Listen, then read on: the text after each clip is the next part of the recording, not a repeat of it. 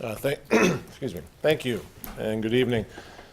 Yes, as the city manager alluded to, we just wanted to recap.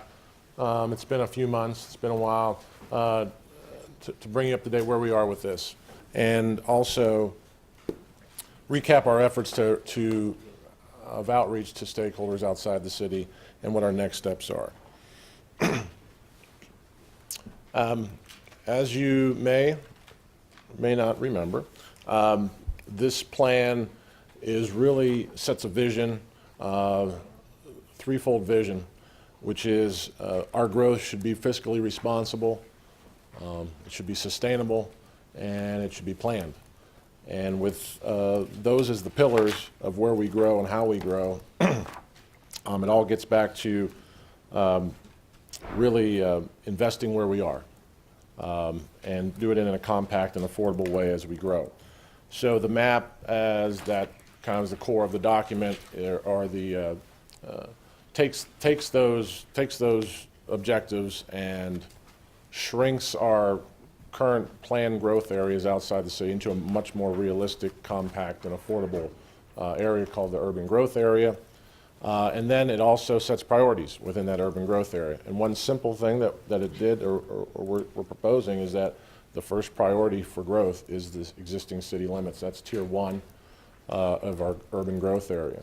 And that's where we have all 5 of our services. The second tier, which is a much smaller tier outside the city, is where we have most of those services, or can have most of those services in a short period of time and make us compact. That's tier 2. That only makes up about 5% of the area outside the city. The remaining part, tier 3, is we are not there yet. It is not ready. There's significant investment that this body and the city would need to decide before we would grow into that area. So that's kind of the backbone, the pillars of the plan, just to kind of refresh your memory. So when we were here last, we were sort of at the culmination of our public process, and as the city manager alluded to, we needed and decided that we needed to further engage the property owners and the stakeholders outside the city more directly. So what did that constitute? That constituted 3 more informational meetings, 1 with the township representatives, 2 with property owners. All in all, I think there was 450 properties that notified, 300 property owners in that notification, and we had personal contact with about 140, whether they came to the meeting, whether they phoned us, whether they emailed. So that's an incredible success rate anytime you send stuff out and you get that sort of response back. So we got definitely a good response back. And we learned a few things through that process. I just wanted to run through real quick. That process really helped dispel a lot of misinformation and educate everybody. Some were worried, many were worried that they'd be brought into the city as a result of this plan. And as I just explained, that's not really the focus. The focus is more growth within the city and then a smaller portion where we can provide our services in an affordable way outside.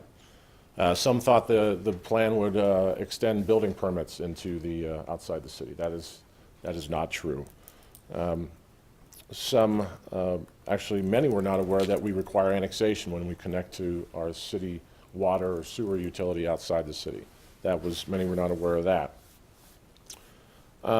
Many were not aware that any changes in subdivision standards now would not affect existing lots. So existing lots would be grandfathered. When that was explained, that took care of a lot of issues and concerns with those folks. And many were not aware that we also have a minimum 20-acre standard already. That is in our current comprehensive plan. That is just a policy, and it's pretty rigid. There's no real flexibility as to when it's appropriate or not to go below 20 acres or not. And it's not in our subdivision regulations either. So we never have a chance to approve anything that's over 3 acres now as part of a new plat. So everyone kind of agreed that one size fits all, or one size does not fit all as part of the 20-acre and annexation requirement. So I think we built in some flexibility to the plan, to the standards, and I think that that was well received. Not every opportunity that we have, this is only going to be applied to areas that are likely to be urbanized. So that's the UGA, that's the tier 2 and 3, and then anywhere we have our utilities. So those standards would go make would follow those ideas. And the big idea here is, outside the city at least, is to plan for future growth. And if we go under our current rules, that is very difficult to do in any cost-effective way, and it more or less boxes the city in quite a bit. So one thing that was very helpful during this process, and I'll share with you tonight, is take you through a couple visuals. I'll run you, and then we'll wrap up.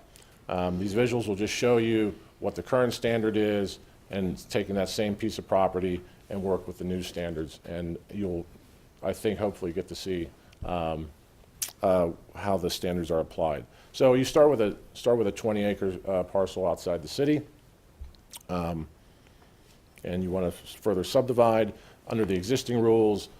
This is you get a kind of a piano key pattern, 3-acre lots, 200 feet of frontage, and you see the drives and the houses there. This is a plat that wouldn't be approved by the city under the current rules. Once you develop in this manner, there is no way to ever get to an urban density or compact, cost-efficient urban pattern. So, as I said, we do have a policy for 20 acres, minimum lot sizes that are created. That is just a policy, or if a plat is required, if it's connecting to our utilities. So that in essence reserves the room for future growth. However, we did build into the new standards some flexibility so that that 20-acre piece could be developed, at least 20% of it, in a manner that still reserves the majority of the land for urbanization, and basically sets up a standard for a future city block. And we'll show that here. So the 300-foot of frontage is actually a city block width, provides for the street and lots on either side. So if we can at least get that, and so we can allow some more minor lot splits in this pattern, we still reserve the area for future urban growth, and we can grow into that at a density that looks something more like that. So it goes from a city block to a city subdivision, and allows us to grow compactly and affordably in the future. So that helped folks visualize some of what we're talking about. So we got a lot of questions on that.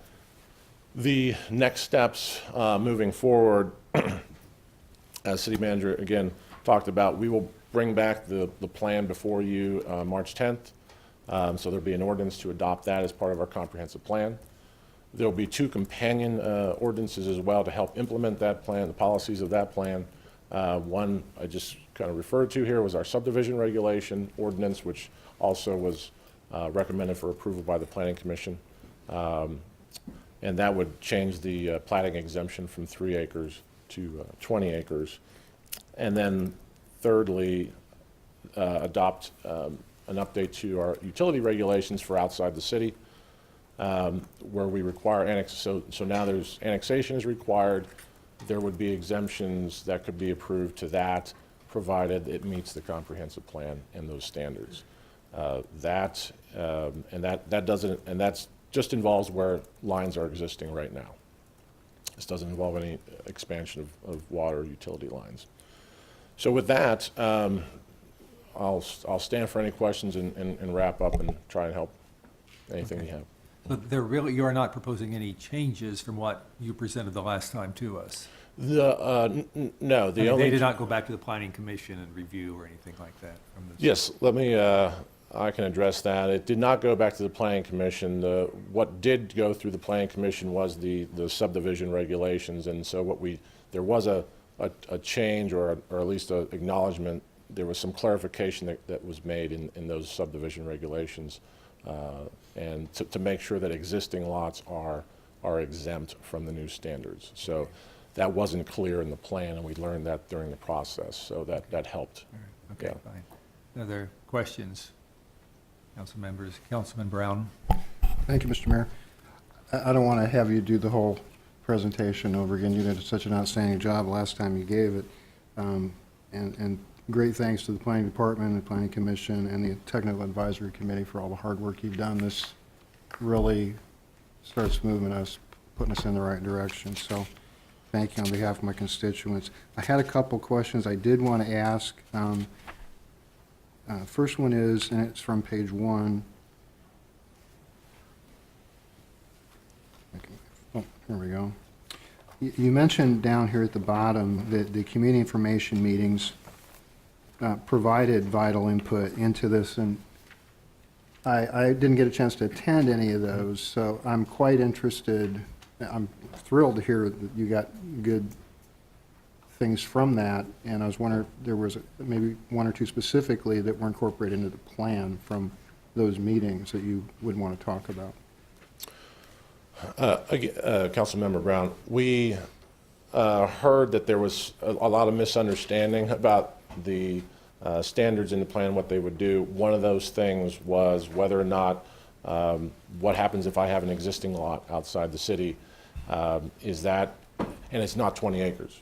How is that, am I able to build on that? Am I able to come and still develop that? I've had it for years and had that plan. And so that wasn't quite clear in the plan. It's not, so what we did is we made it very clear in the subdivision regulations that we are going to bring forth as a companion piece with the plan next month. So we made that clear in the so that was a change or a clarification, I should say. And then, and just all in all, the lesson that we learned and the takeaway here is every property is different. I made the comment last night at the Planning Commission that we had 140 contacts, and I probably had 120 different answers for them. It's just, everybody has a different situation, and when you try to apply this one size fits all, and it doesn't work. So the flexibility that we have in here, just going through the process, it made us much more sensitive to the fact that meeting the comprehensive plan could come in different forms. The big goal, though, is to make sure we can grow into an area. If an area is already chopped up, we're not probably going to be able to grow into that. So we do allow exceptions. So I think it just made us more sensitive. Yeah, no, I appreciate that. I understood the feedback from the meetings you held outside of the city. I thought this was referencing the prior public meetings, so. The prior meetings would have been back in September. Right, those are the ones I was asking about. And then the Planning Commission acted on it in October. So, no, it actually, the feedback was actually very supportive. I don't think there were any changes that come to mind. Okay. Yeah. So I'll move on. I know you want to get through this. So on page 3, really quickly, and this one was near and dear to my heart, it speaks of unbalanced investment. So my question is, specifically, how do you feel the update best addresses that? Obviously, the UGA, changes to the UGA improve that, I think. But do you feel like we've done enough to look at that balance within Tier 1, within the plan itself? The priority being investing, where we already have our services and where we've already made that down payment is within our older areas. And by virtue of having where we begin to prioritize more is you look at our neighborhood health map. And so that would be the next lens that you use to prioritize where you make your investments in Tier 1.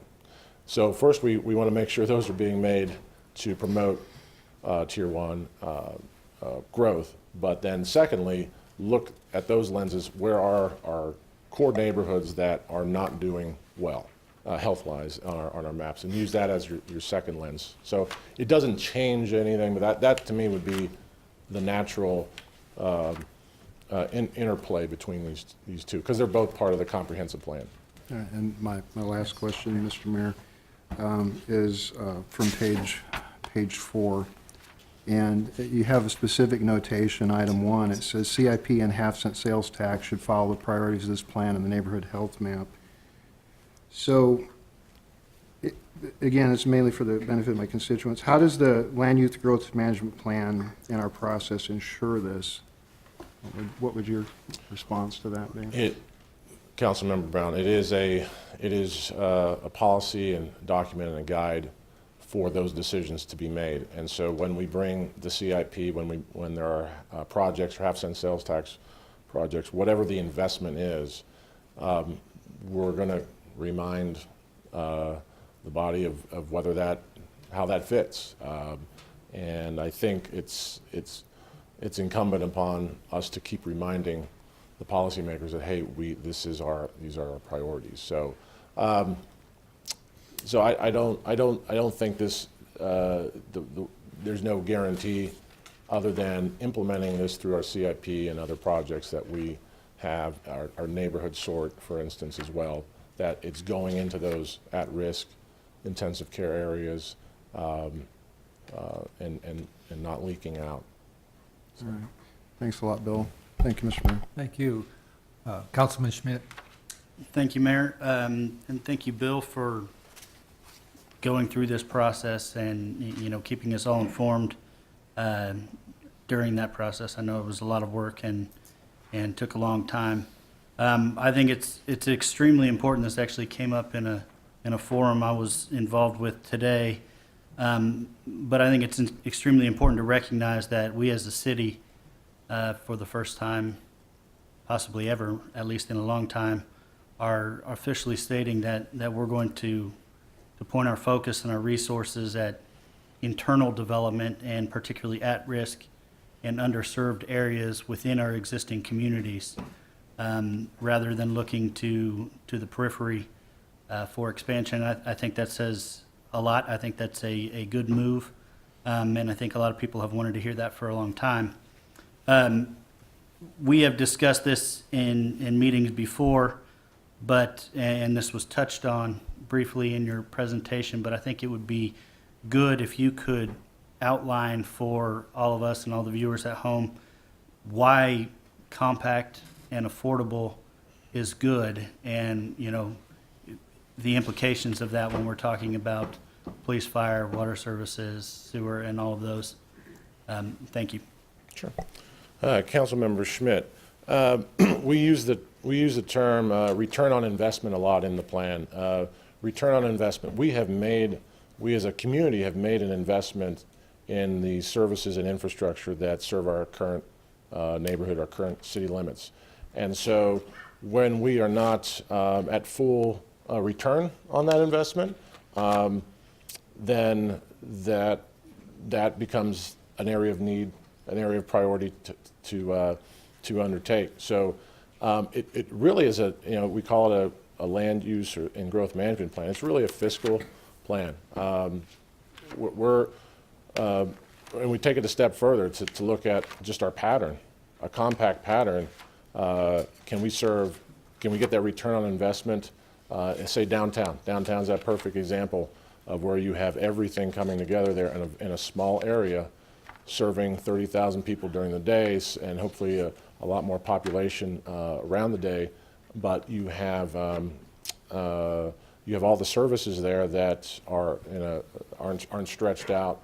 We're reusing the streets. We're reusing all the utilities, and fire and police are already there. So as you do more horizontal growth, you do stretch your footprint. You do stretch your ability to serve and it costs. It's a cost. The same mile of water line to serve 10 properties versus 100 properties. Much more of a return on that investment. So we want to get denser, and we want to plan smarter.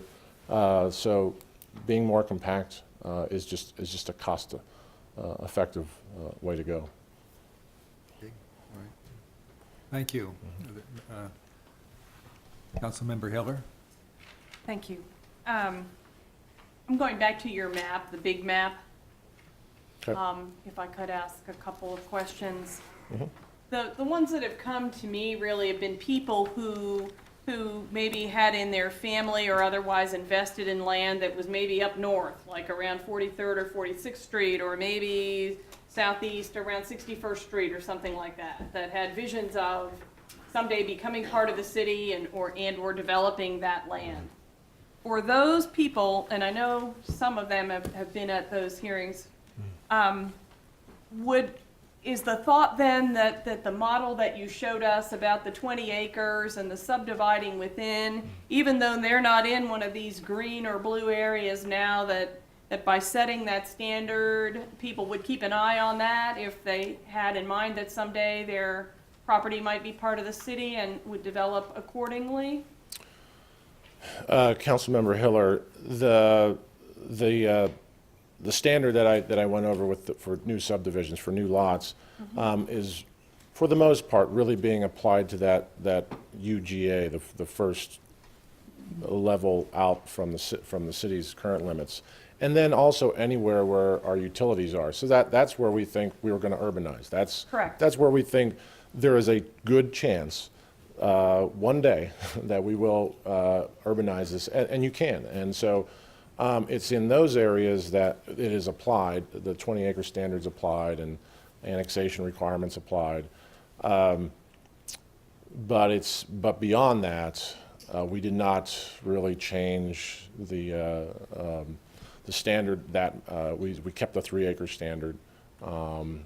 We just made sure that we had enough frontage to do a city block at some point. So there was a balance of interest there. There was definitely, where is the priority for city growth going to happen in the next 25, 50 years? Well, it's going to be where we have our utilities. It's going to be where it makes us more compact, and that's what the UGA is. Outside of that, we still have to plan, but it's not on that type of a scale, so we balanced those interests. Understood. It was almost more, if somebody asked me that, which they did, to say, well, it doesn't really have anything to do with you right now, but if you were thinking ahead to the future, that would be the model to look at.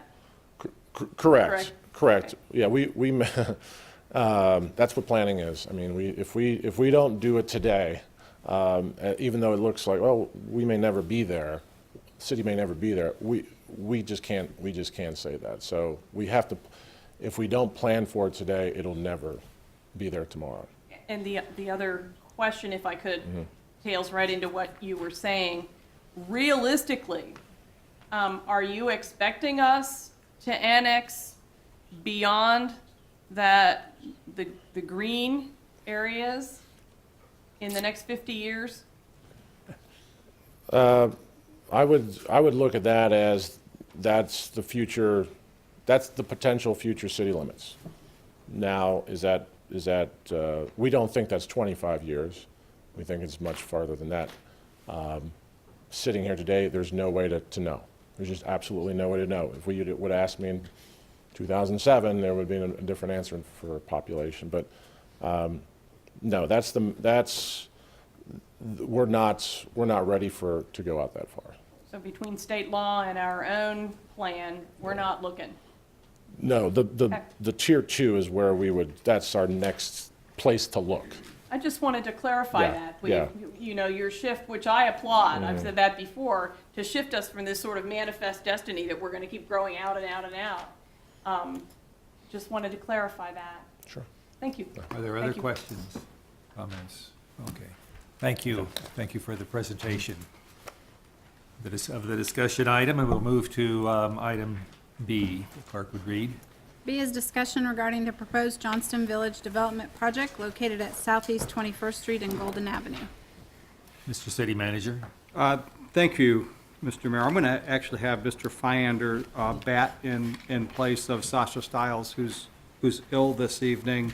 But I just, as a way of reminder on this particular topic, this is specifically to discuss a request by the Topeka Housing Authority for the city to support via resolution a low-income housing tax credit program that they would be submitting to Kansas Housing Resources Corporation. the purpose of the reminder is to bring back a decision that this body made a year ago in supporting 4 additional projects, one of those being Victory Village, which is in Mr. Manspeaker's district. There was strong support on the part of this body for that and other projects. So the fact that we're bringing this forward to you for a request for resolution is not in any way impacting those other ones. When the decision was made by this body last year to support via resolution those projects, it was done with a 2-year life cycle of support. And so as we talk about this, that doesn't in any way reflect a lack of support for those other ones. We believe that those other projects will be submitted to Kansas Housing Resources Corporation also. We have not had a successful project in terms of receiving the housing income tax credits through KHRC, and we're very hopeful that may occur this year. Okay, thank you. Mr. Feinder. Thank you again. I wanted to give you a little bit of summary of the process that, what your role here is, and then I'm going to bring up, we also have Trey George, Executive Director of Topeka Housing Authority, Inc., to help give more details on the project itself. So let me just start by letting you know that the state does require a resolution of support from the governing body. So that's really why we're here, why the developer is here. We do have a process that we go through, and they submit a developer packet and answer a number of questions. In this case, this project is at, just to give you the location here, Southeast 21st and Golden. It's on the northwest corner. They are proposing to do a 38-unit duplex development. So you'd have a total, I'm sorry, it's 38 units total, so 19 duplexes for you doing the math. The zoning, there's a couple things we look at when it comes through us and the staff before it gets to you. There needs to be some letter of just, is it consistent with the zoning or our comprehensive plan? That's my staff that does that. And in this case, it would need a rezoning to do duplex housing there.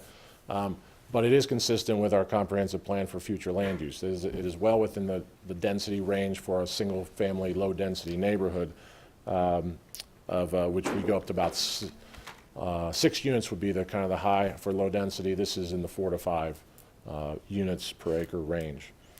So that's kind of a key point here. Is this is really a 2-step process. So tonight and then the following meeting, you'll have that resolution of support to consider. But that doesn't give them that doesn't approve the project.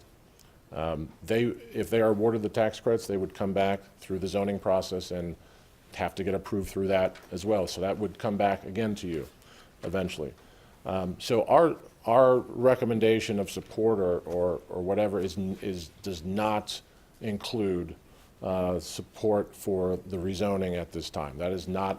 We have not done that analysis. We don't know all the ins and outs of the project. So that is still yet to come. That's not what we're here to do. I will mention, though, because this has come up, there has been questions. We did hold, part of the process is there was a neighborhood information meeting that was held on January 22nd in the Highland Acres NIA area. And there was a number of issues that were brought up, and I think there's a letter report in your packet that kind of enumerates some of those. I have also provided, Planning Department and Police Department as well, provide some analysis of those issues. I handed that out tonight. I think we also got you an email right before the meeting today as well, and I'd be happy to elaborate on any of that information. But basically, I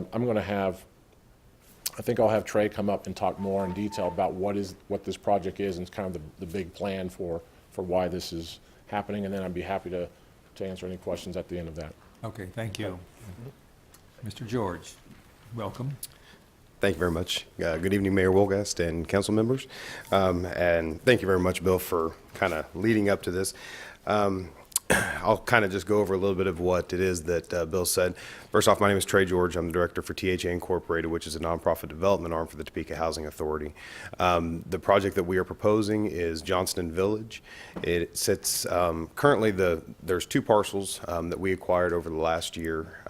One of them was a HUD foreclosed home that had sat vacant for over 2 years. The other one, and that was the one directly at the corner of 21st and Golden. The one directly to the north of it, 2001 Southeast Golden, that was a property that we just acquired. It was in November. And so together they sit on 9.63 acres. What we're proposing is, as Bill said, 19 duplexes, 38 new affordable units. We have applied for housing tax credits through Kansas Housing Resources Corporation. That went in February. Applications are usually, or allocations are usually awarded towards the end of May. If we are one that is selected as a recipient for tax credits this year, we would look to break ground later this year, hopefully right around the middle of November. As Bill also mentioned, we did hold a neighborhood information meeting in accordance with the program for new developments. That was held January 22nd at the Johnston Community Center in Echo Ridge, as it being in close proximity and for the area around. There were a number of issues or concerns raised, and I would just like to try to address some of those tonight, and then I'll be more than happy to answer any questions that go along with it. Some of the issues that were, or concerns that were raised, was pertaining to the overall health of the neighborhood, particularly the Highland Acres NIA was there, and several other members of the community. And looking at the neighborhood health, and I fully understand their passion of improving their area, of increasing the health. And some of the concerns that go back to the health maps is, and that's what they're wanting to further, is the amount of poverty or households under poverty within a certain neighborhood can bring down the health of that. As Bill also said, the Topeka Planning Department did put together kind of a little 4-page piece on Johnston Village. The first one speaks to the poverty levels. And I'm sorry, let me back up one step here. Another reason why we want to do this, and we've talked about this last year when we were here talking about Ybarra Place 2, is a very long term, and hopefully not too far away, we would really like to and need to redevelop the Pine Ridge neighborhood. In doing that, right now there's 207 rental units in Pine Ridge. In redeveloping it, we would reduce that down to about 160. In order to do that, those families that are living there currently would need sufficient affordable housing to go to. They don't have to stay in East Topeka. They could go anywhere that they would like. I can tell you, in talking to a lot of the residents who live in Pine Ridge, that is where they want to stay. That's where their families are, it's where their neighbors are, it's where their churches are. And so, although some of them may move, some of them would want to find other affordable housing options in close proximity. So, as far as the percentage or the number of households under poverty, net, once again, over long term, we can't redevelop Pine Ridge in the next 2 years. We would be looking for the same amount of units in the overall kind of same area. So it would increase the number of households technically that are below the poverty line in the short term. Once again, with that long-term goal of being able to redevelop Pine Ridge, it would end up with no change to that. Also, the point that they put in there is that the poverty is based on the income and the cost of living. With newer units, more cost-effective units, better energy-efficient units, the cost of living would actually be reduced. So in the ultimate long term, it could actually decrease the poverty level. So I don't have a crystal ball. I can't say that that's going to happen for sure, but that's one of the things.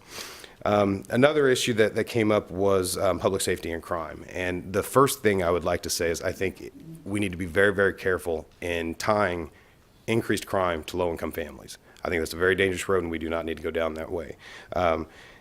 However, saying that, as you can see with the stats that they put in here, with other similar low-income developments, some of them being public housing, some of them being properties that were developed utilizing tax credits, there hasn't been an increase in crime. Now, if you build more homes, there's going to be more people there. Sure, there may be more crimes because it was bare land before. But as far as there being an overall increase to crime directly tied to a low-income housing tax credit development being built, I don't believe that's warranted. Property values was another concern. We did reach out to the county appraiser's office. The most close proximity comparable, and wouldn't be a direct comparison to Johnston Village, would be Echo Ridge. The county appraiser, and there's a snippet down there at the bottom of the graph, indicates that Echo Ridge is not even considered in when it comes down to to determining property values. There's a number of different reasons why. On the reverse side of that, why I say it's not completely comparable is public housing is exempt from property tax. That's under the Housing Municipal Statute, and that's the same way that Echo Ridge operates. With Johnston Village, it would be subject to property tax, therefore increasing the tax base for the city, which hopefully then should be good for the surrounding communities. The other thing I would say in regards to property values is this is a $6.7 million investment going on 2 bare pieces of land. Once again, we'll be generating income or property tax by the property being there. The other thing is, when you look at a $6.7 million development budget for 38 units, that's $176,000 plus per unit. That is well over the average home price in that area. So I'm not quite sure where it's going to negatively affect the property values. Number of low-income units in one area, and the specific question was why do we want to continue to build in East Topeka? There's a couple of different reasons. Number one, the further west we go, land prices go way up. It becomes very difficult to put a project together that is going to cash flow. So that's just something that we have to be mindful of. There was a comment made by one of our engineers at that meeting that it's more efficient, and I think that was taken a little bit out of context. It is, no doubt about it, the closer it is to where our offices are, it is going to be a cost savings for our entity. However, it's also much more efficient and effective for the individuals that we serve to be able to get to our offices. Some of them don't have reliable transportation, their own transportation, and so if we build something way out west and then we require people, you must come to our office one time per year, that's self-defeating. So that there could be this development built anywhere, and there are a number of tax credit properties all throughout town, and there's a listing of those in the packet as well. So that, I just want to kind of explain that because I know there's been some concerns, and I know some individuals that have reached out and expressing those concerns. The one last piece that I would just bring up, and this is something that came out of the neighborhood information meeting and was included in the response letter they sent back in, and I think I briefly mentioned on there is use of a PUD, and I wanted to explain that just a little bit further. At the meeting, although it was not, this would be rezoned from R1 to M1 with utilizing a PUD. The only variance that we are requesting on this is, I'm sorry, I guess I can show you what we actually have. This is the proposed layout. I'm sorry, I should have gone to that first.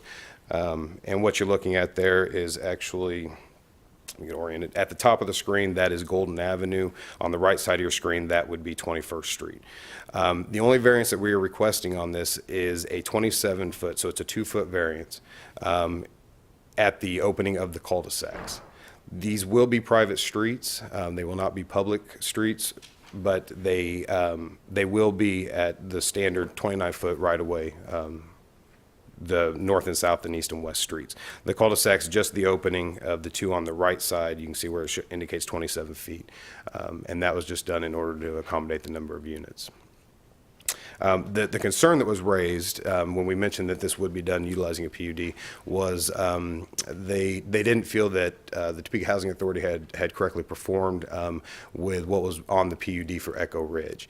And there were 2 items that we missed. And we were very honest about that once it was brought to our attention.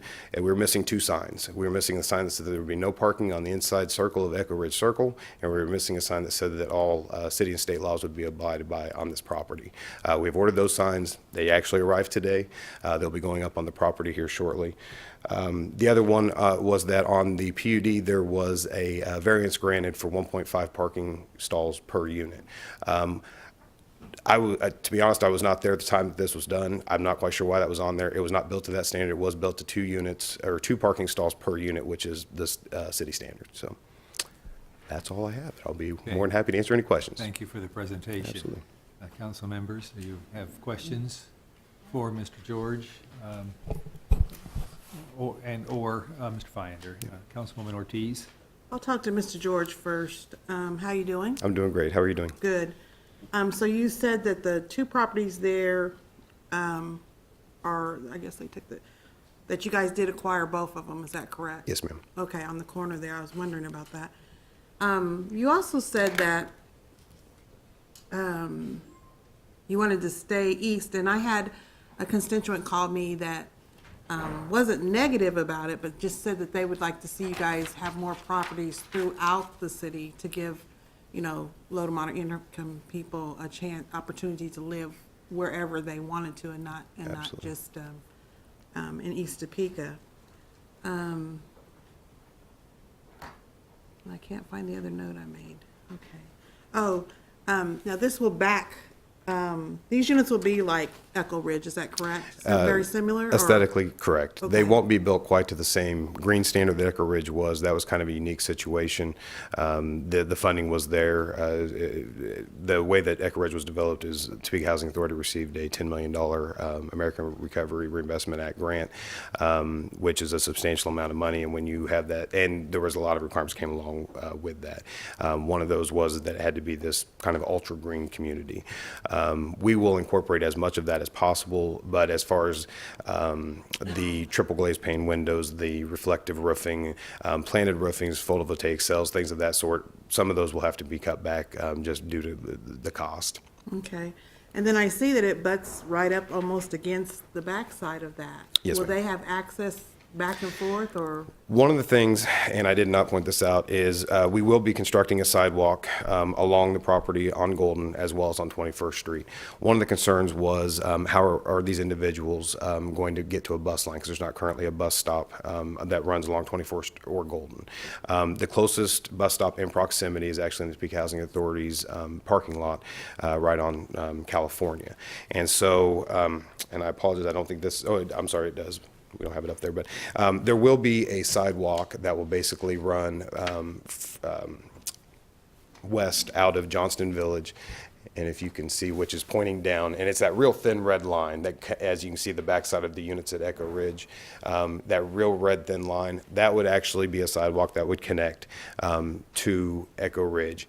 The only reason that that is there, though, is to basically allow them to walk from Johnston Village through Echo Ridge, through our parking lot to the closest bus stop, so that they don't have to walk down 21st Street. Currently, 21st Street does not have a sidewalk all the way down, although we would construct one on the portion of this land. It does not have one on that north side of the road. There is a full sidewalk on the south side of the road. We wanted to give another option, so basically you never have to cross a busy thoroughfare to get to a bus stop. Okay, and then,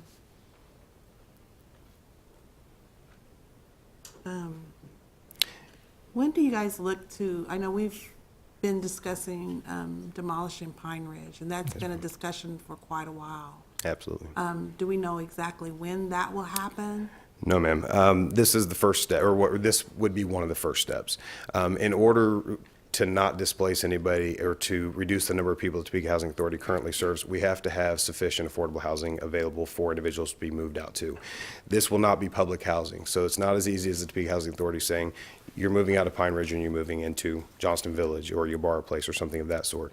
But through the demolition disposition process with HUD for Pine Ridge, the Topeka Housing Authority would be applying for what's called tenant protection vouchers. And what that does is that allows the individuals that are displaced when their units are being knocked down to basically go out and it almost turns into a voucher of sorts to assist with their rent because they're no longer living in that public housing facility. They would have the option to return back. Once we start getting into Pine Ridge and getting it rebuilt, then once the new units are built, individuals can move out of the older units and then we can start doing that. But as I said, overall, with the overall design of what Pine Ridge would be, is we would need to reduce the number of units. We would need to and we want to reduce the number of units in Pine Ridge down to about 160, therefore needing roughly 40 plus additional units. Although it wouldn't be just for the families at Pine Ridge. I know it's a really long answer that didn't quite answer your question. The exact date, no. The biggest thing is dependent on funding. But- And I know Pine Ridge is outdated, and I know it needs to come down. They talked about renovation, and I don't think that's It's not acceptable. feasible, unfortunately. Yeah, absolutely. It's been there for a while. And then what about your bar place? I know there was discussion on maybe an apartment or maybe more of the cottages in the middle and on the side. Has that? And that's what we were here for last year, was seeking resolution of support for Ybarra Place 2, and that was to add in additional 7 duplexes, 14 units there, in roughly a little over an acre of land. As was mentioned, last year there was not any tax credits allocated to Topeka. And I'm not 100% sure, I believe there was 15 projects that were allocated or awarded across the state, none of them in Topeka. This year, the same applications, I believe, have been presented back to KHRC. And so actually, we do have Ybarra Place 2 back in the application pool, as well as Johnston Village. So that's still a feasible plan, and we're still hopeful of getting that one Working on completed. that. Yes, ma'am. And I don't know if I did mention that, but you guys do have property out west, right off of Gage, is that correct? We do, yes, ma'am. There's a public housing facility there, Marshall Square. Apologize, I believe it's about 25 units. That is the furthest west that we currently have. Especially when you look at public housing requirements, you cannot be within 1,000 feet of a railway, waterway, or highway. Once you take all of that into account and then you start looking at available land, it becomes very tricky. And that's another reason why we have to be kind of selective as when property becomes available, if we can make it work on that. Most of that comes back down to the environmental review. This particular property, as a matter of fact, at the furthest point to the north is 1,003.5 feet from the highway. And so it has to do with, and it's kind of a silly question going back to Pine Ridge, is that it is built right on the highway. And that's one of the things that we've been trying to work with HUD on, is being able to redevelop that area, and they have some concerns over sound. So there's a number of different ways that you could possibly mitigate that, but that's something else that's going to the design of the redevelopment of it.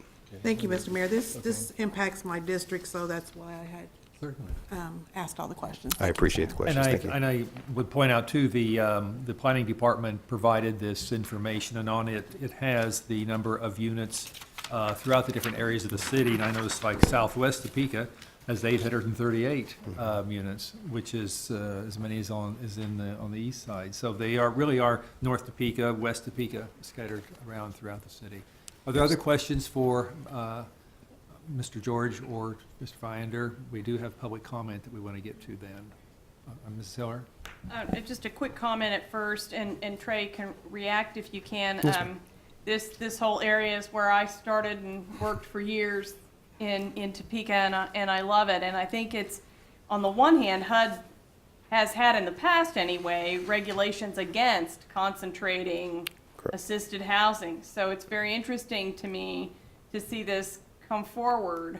On the other hand, when this map gets totally populated, the one on the back, I mean, we've had down at 25th Street, Highland Park Apartments, Deer Creek Public Housing, and Colonial Park Townhomes, and then a little development that's just to the east of Deer Creek that is, for a while, was a halfway program, and I'm not quite sure what it is right now. That has really been very remarkably successful and has provided an overall great area. And then we've got the concentration up north as well. Councilwoman Ortiz made reference to it, but Pine Ridge, Paradise Plaza has had its days, but it's apparently pretty stable. And then Ybarra Place 1 right next to it, and the potential for Ybarra Place 2. So though I have mixed feelings, it's working and has provided a very stable neighborhood where the crime rate really looks pretty good. And I'm proud of everyone involved, the residents as well as all of the various property owners for doing that. One of the design things that you've done, if the quality that we've got in Echo Ridge now is just phenomenal, especially for supported housing. just want to point out, to compliment you and point out to my peers, the design of the cul-de-sacs is the ultimate in good design for safe neighborhoods. And so you've got that throughout. It's just good because people can't drive through and they can't get out. Right. And so it provides a quiet area. I do know that at Pine Ridge, we call them the circles, I guess, Yeah. but the cul-de-sacs that are off of Carnahan are really the most preferred They are. places to live, and really have had very little trouble since Pine Ridge was built in the 60s. That is very And accurate. so we've got some good models that you're taking the best of, which I appreciate. Could you share with us what, as a tax credit unit, this is not public housing. Correct. Could you share with us what the rents are likely to be? Absolutely. Anytime you're building a new development utilizing housing tax credits, you have to go off of what's called the HUD fair market rents. They set those by county for Shawnee County, and they're the same for, they'll do it by metropolitan service area as well. So Topeka and Shawnee County are the same. Rent plus utilities, and that's one way that they have to look at it, is on these would be 28 two-bedrooms, 10 one-bedrooms. On the one-bedroom units, they would be $540, and the two-bedroom units are $601. And as with the Ybarra place, the tenant pays for the trash and electric, and we'll take care of the sewer and water. So this is not $40.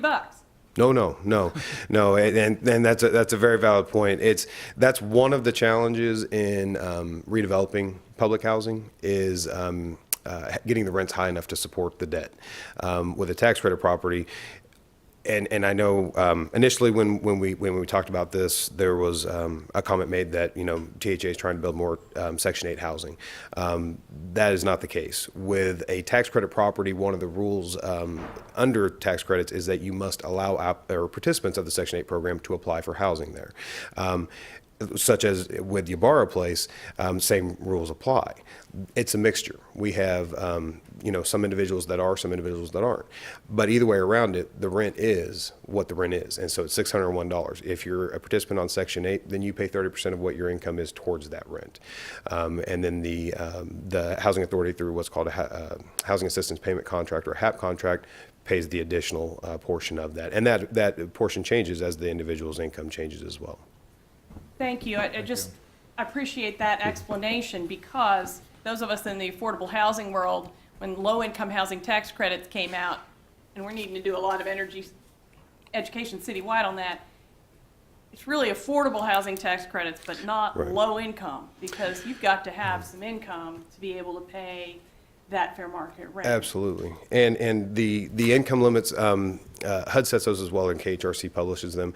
They have not been published for 2015, so we're still going off the 2014 numbers. But for a single individual, $28,800 is the maximum that they can make in order to qualify to live there. They can make less than that, but they cannot make more. Thank you. Okay, I think we want to move on to public comments then. Thank you very much. Thank you all very much. Appreciate your time. And there might be other questions later on. The first person for public comment is Gary Kenny. Gary Kenny, okay. And just so, if you haven't been at this before, we have 4 minutes to speak. The light's there in front of you. The green light is when you start. The white light comes on when you have 1 minute left to bring conclusion when the red light comes on. Thank you. Well, I'm speaking against this project because I believe that there's no pride in I say there's no private ownership. You've got pride in your house. I live directly across the street from this project, and I think that I'm going to end up with all the trash, the noise, the everything, because with the radios blaring and sitting out there and everything, and they bring up Echo Ridge. Well, Echo Ridge, if you look at a map, it's almost an island by itself because there's no, is being built right across from a whole neighborhood. Since they've rebuilt Southeast 21st Street, there's a lot more traffic and everything, and so now we're going to put more traffic. And they bring up Golden. Golden is narrow with ditches both sides. It's narrow streets. You know, the traffic is bad. I mean, right now. I mean, and so, you know, I just don't think that we need that. I mean, that type of a development in that area because, I mean, it's a residential area, right? But like I said, Echo Ridge, it's up there. It's like an island. It's by itself. There's no other residences really around it to affect like they are on this project.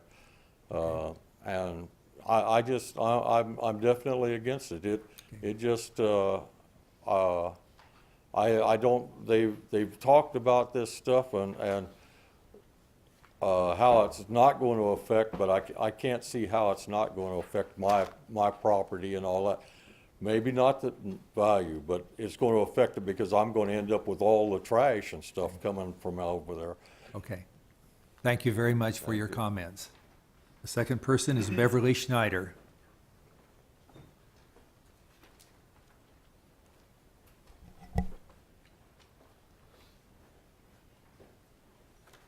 May I pass? Certainly, hand it to the clerk there. I don't know if I made enough, but Mayor and council members, thank you for this opportunity. My name is Beverly Schneider, and I live at 2110 Southeast Swigert. I am currently the president of Highland Acres NIA, and I've been honored to be able to hold that position for 2 years. November 2010, Highland Acres became the city of Topeka's 20th NIA. And from the very beginning of our existence, our goals have been to become healthier, safer, cleaner neighborhood in order to promote home ownership and retail development in eastern Topeka. I am here to request a no vote on this project. Our NIA is in this area of this proposed development.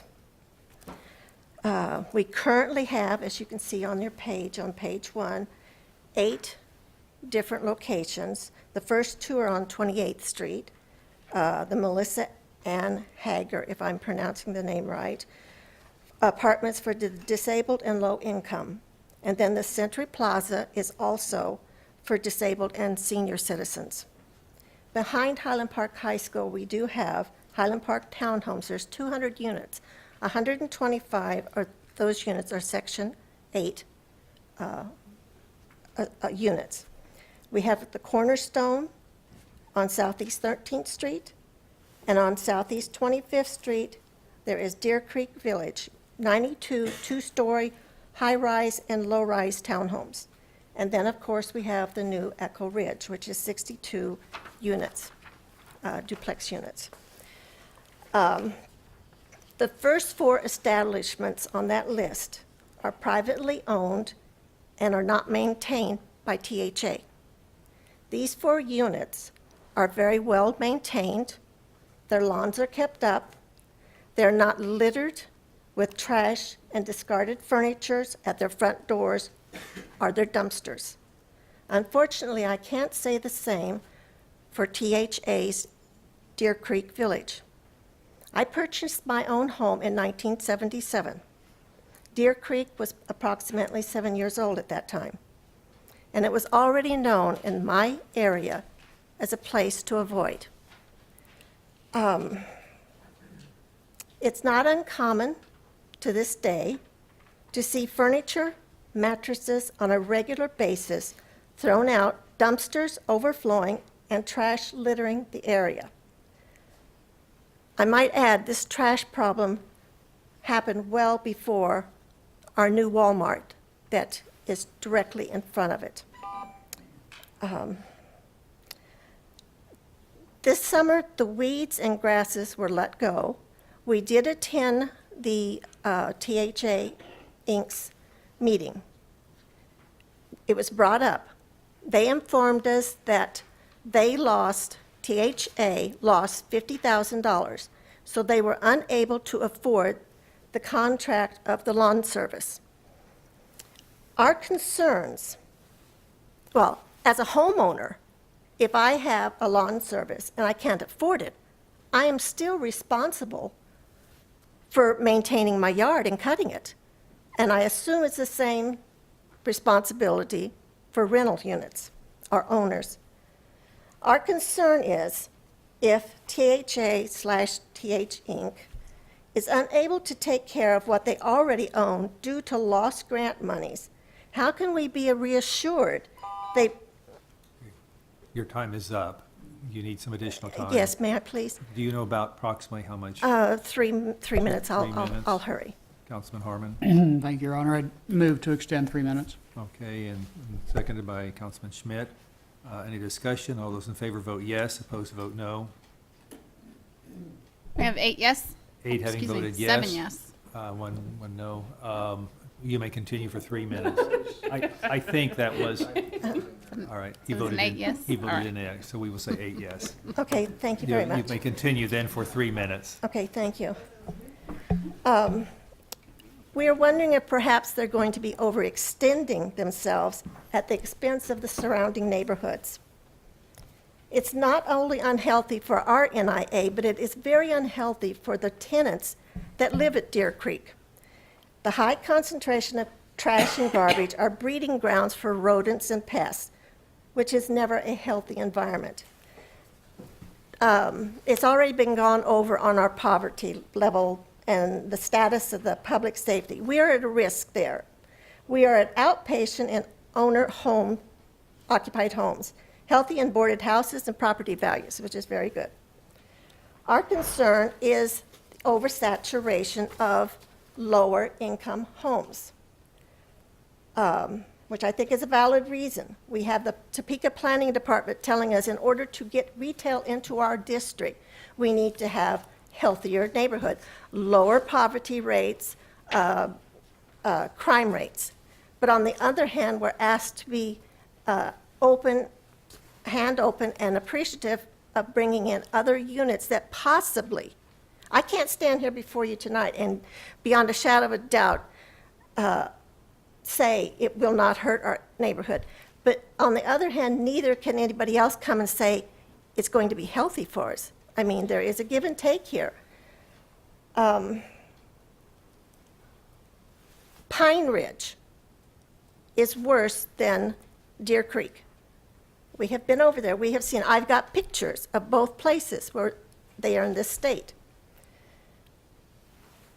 I have been a divorced mother, raised 3 sons in poverty. I understand it's not a difficult thing to do. It took the determination of, sorry. You have 1 minute. 1 minute. You got a minute. Oh, okay. I had to distinguish between needs and wants. We had to sacrifice, but it was a willing sacrifice because the benefits of the stability and the safety of being in a home all those years helped my family. Our goal is going to always be healthy as a NIA. We either do preventative maintenance now, or in a few months or years, we will be back here as risk and intensive care. It's what is the tipping scale here? When is too many too much? It is a concern with our NIA. I am not against people who are financially challenged. There's no crime in being financially challenged. You are not a criminal because of that. Okay. Thank you. Concludes your comments. Thank you very much for your comments. Our next speaker is Daniel Hiles.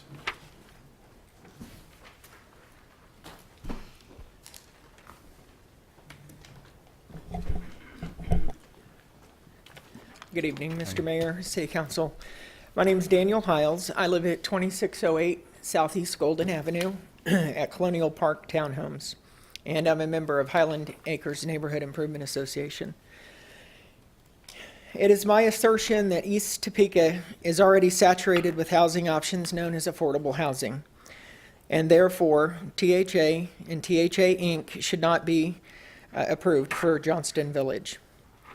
In just a several block area surrounding my address, I have counted 6, Beverly's counted 8 properties that are either Section 8 project-based public housing or considered low income.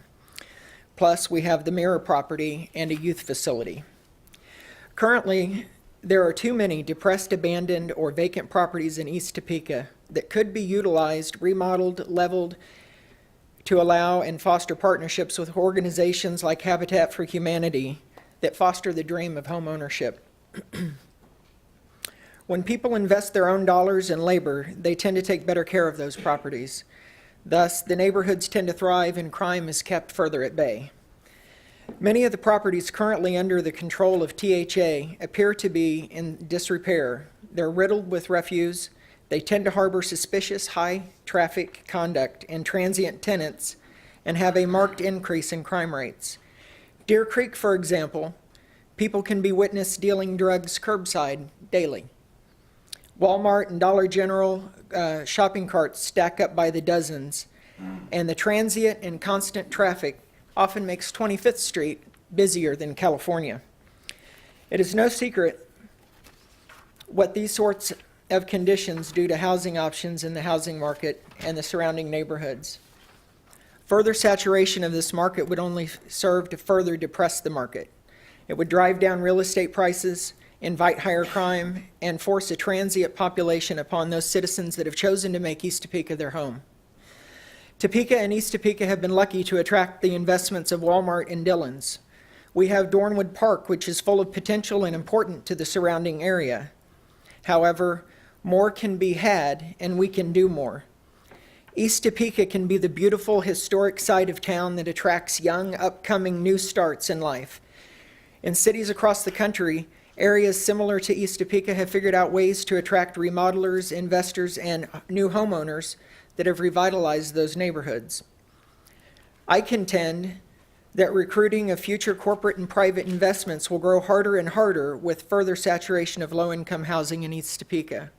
Alluring people to invest their money in neighborhoods becomes more difficult when all of these affordable and tax credit properties are in such a close geographical proximity to one another. I would like to see significant increase in home ownership in East Topeka, and I feel that Johnston Village will discourage home ownership in the area. To that end, wouldn't tax credits be more appropriately issued to private citizens rather than subsidizing rent as affordable housing options? Shouldn't we encourage home ownership that gives the homeowner a vested stake in development and beautification of their neighborhoods? I respectfully ask that you vote no on this project. Thank you. Thank you for your comments. The next speaker is Linda Orton. Hello,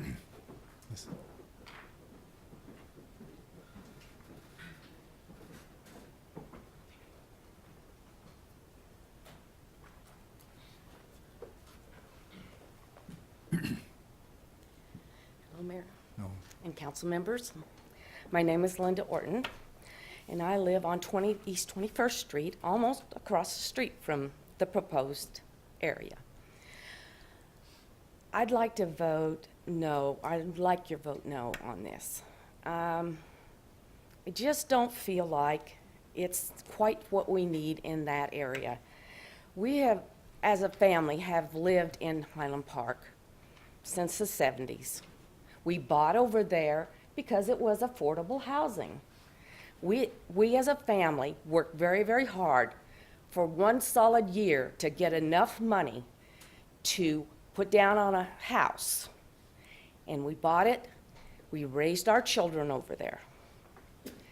It's a good place to live. There's a great diversity of people, young, old, all ethnic backgrounds. And that's what kids need to grow up with. So I'm not against that diversity. I just don't think you ought to put two housing right side by side. That many concentrated people just doesn't really work for the kids.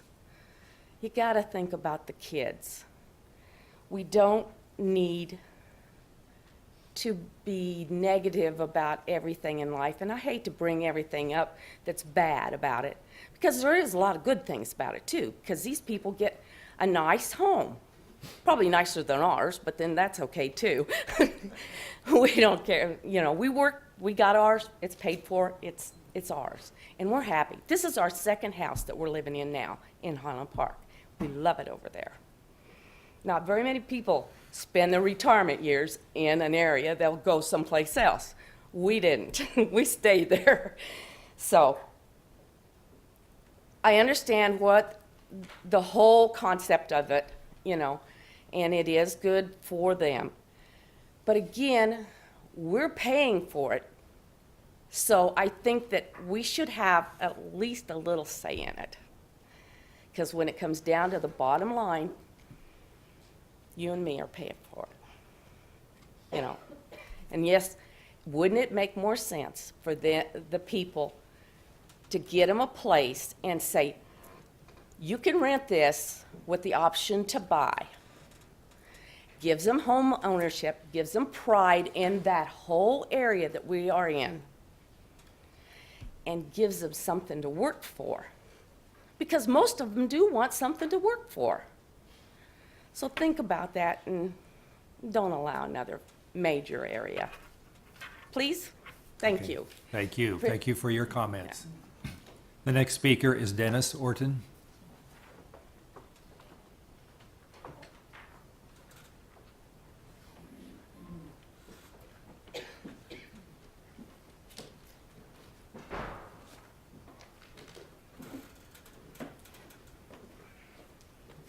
Good evening, council members. Sat too long, too old. I vote no too for it. You heard what they all say, and I really can't add that much more. Better than getting hostile and on and on and on. But I just don't think it's proper. And it's you'd have to change the zoning on it, wouldn't you? Now, You were when just it's all- okay, just make your remarks. It's not a question and answer. Just Well- state your feelings, and we want to hear them. Oh, you want to hear my feelings? Yes. They're sad. Okay, thank you. Not too happy, but I can live with that. No, I want to vote no. But the rest of them said, they said it really good, really right. So I'm not. Okay, thank you. And you Thank have you a for good your evening. comments. Thank you for your I comments. didn't have much, did I? That's fine. The next speaker is Rosetta Prowl.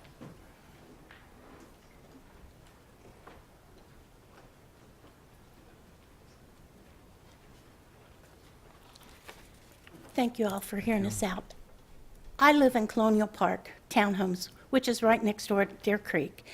And I have to tell you that the trash and the unkept yards and stuff is quite distracting to me and to the people that live where I live.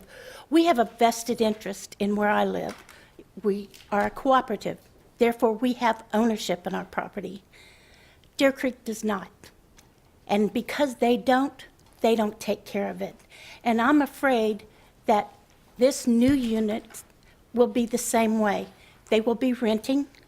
They will not have a sense of pride in their homes that people who own their homes or have a vested interest in their homes do. I don't want to see it. I hate looking across at Deer Creek and seeing their yards looking a mess, and that's the only way for it. And I don't want to see another unit like that in our neighborhoods. I hope you guys will respectfully decline this one. Vote no against it. I appreciate your time. Thank you. Thank you for your comments. That completes the discussion, public comments on this discussion item. If there's no other comments from the council, we will complete this discussion item and our non-action items for the evening. We will proceed to announcements. There is no preliminary agenda because there is no council meeting for the next 2 weeks. So we will proceed to our announcements. City Manager. Mr. Mayor, I have no comments. Thank you. Councilwoman Schwartz. Thank you, Mr. Mayor.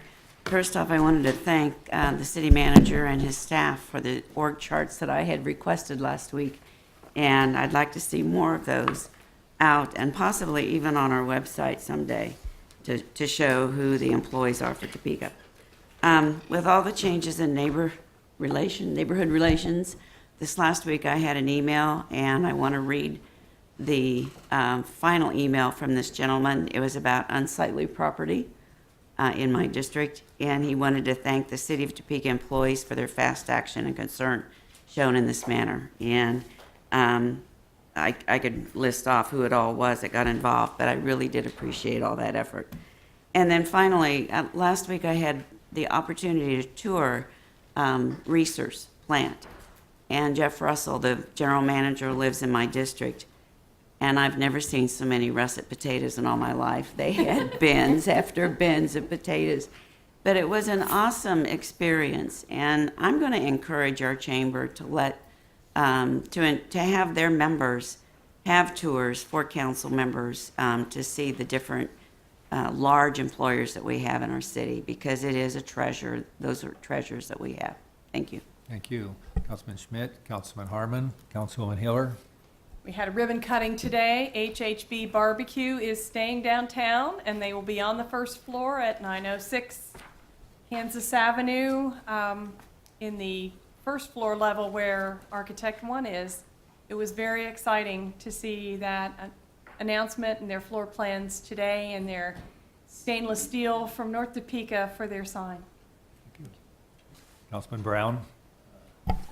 Just one thing, I was going to invite people again tomorrow evening. This is a committee of the Citizens Advisory Council's meeting tomorrow evening, the Neighborhood Task Force. They'll be meeting at the Holiday Building at 6 o'clock, and Chief Brown will be giving a presentation to them, and Sasha Stiles also, and they're going to be continuing to work on code compliance issues. So if anybody's interested in those, please come. Thank you. Councilwoman Ortiz. Okay, I'm sorry. I'm Councilman sorry. Hiller, an addendum. An addendum. Top City Soda Pop, as everyone knows, has relocated to Forbes. I just wanted to mention to the council and the public that there is a fundraiser for those two businesses, HHP and Top City Soda Pop, open to the public at TPAC on Saturday evening, the 28th, from 6 to 10. There'll be a silent auction. Tickets are only $25, and there'll be T-shirts as long as they last. Back from the Blaze or something like that, I'm not remembering. So encourage everybody to come and support those businesses. Certainly their peers downtown have. Thank you. Thank you, Councilwoman Ortiz. Councilman Della Isla. I have a small announcement. Apparently, while we've been in here, nice and cozy, outside it's gotten very icy. So just everybody, as you're walking out, be very cautious. The steps are kind of slippery. One thing that I will say that resonates with me from a lot of the conversation tonight is individuals in poverty, not those people, are individuals. And I think that when we refer to individuals who live in poverty, we should all have the consideration that we are all humans. My concern that arises from the conversation that I hear tonight is a lack of property management, for whatever reason that is. And I think that the positive thing that we can take from tonight is that we hope that the organizations that are listening to the concerns of their neighbors are heeded. With regards to that, I don't have any other announcements. Thank you. Councilman Manspeaker. Sometimes we're those people over at my house. You're sorry? I said sometimes for those people over at my house, there's little property maintenance that needs to be done. So I can completely understand. Thank you, Mr. Mayor. Have a great week. Thank you. There being no public comment or executive session, no further business, we are adjourned.